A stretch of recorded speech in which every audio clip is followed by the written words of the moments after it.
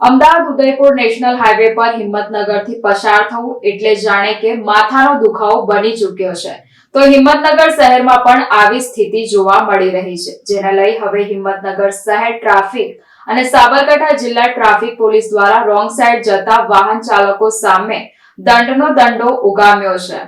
હિંમતનગર શહેરમાં ટ્રાફિકની સમસ્યા જાણે કે છેલ્લા એકાદ વર્ષમાં ખૂબ જ વણસી ચૂકી છે। વાહન ચાલકોની અણસમજ આ સમસ્યાને વધારે મુશ્કેલ બનાવી રહી છે। છેલ્લા એક માસથી લોકોને અપીલ કરવા અને જાગૃતિ ફેલાવવા છતાં પણ ટ્રાફિકના નિયમોને અવગણતા વાહન ચાલકોની સામે ટ્રાફિક પોલીસે હવે કાર્યવાહી શરૂ કરી છે। હિંમતનગર શહેર ટ્રાફિક પોલીસની ટીમ દ્વારા હવે વિશેષ ડ્રાઈવ હાથ ધરવામાં આવી છે, જેમાં ખાસ કરીને રોંગ સાઈડ વાહન હંકારતા વાહન ચાલકોને દંડવામાં આવી રહ્યા છે। તો વળી જોખમી રીતે અને રોંગ સાઈડ વાહન હંકારવા સહિતને લઈ ટ્રાફિક પોલીસે દંડનીય કાર્યવાહી હાથ ધરી છે। એક જ દિવસમાં 60 થી વધારે વાહન ચાલકોને રોંગ સાઈડ વાહન હંકારવાને લઈ દંડ આપવામાં આવ્યો છે। ટ્રાફિક પોલીસ દ્વારા શહેરની મેડિસિટી ચોકડી, મોતીપુરા સર્કલ, સહકારી જીન સહિત શહેરના અનેક વિસ્તારોમાં આ પ્રકારે દંડનીય કાર્યવાહી કરીને રોંગ સાઈડની આદત છોડાવવા માટે પ્રયાસ કરાયો છે।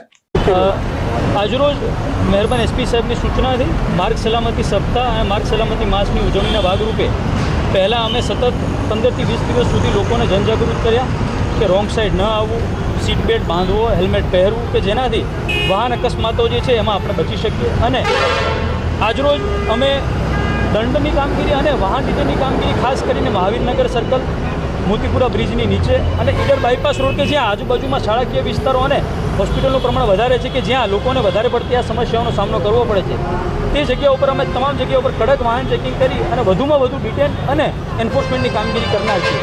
અને માણસોને અમારા પોલીસ તંત્ર અને વહીવટી વિભાગ તરફથી એટલી નમ્ર અપીલ છે કે તમામ ટ્રાફિકના નિયમોનું પાલન કરો અને આ બધી જ વસ્તુ માટે આપનો સહકાર ઈચ્છનીય છે। Thank you.